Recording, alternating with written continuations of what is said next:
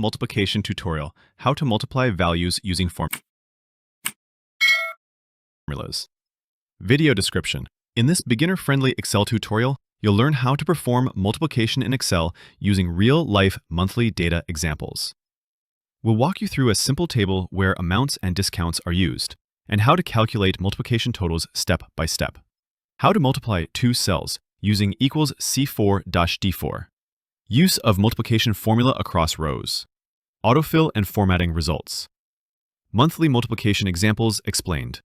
Final total calculation using equals sum alt and plus. Example months Jan to July. Total output 772,119,066. Real business use case. Perfect for students, Excel learners, and small business owners who want to learn Excel functions quickly and clearly. Subscribe for more Excel basics and data analysis tips.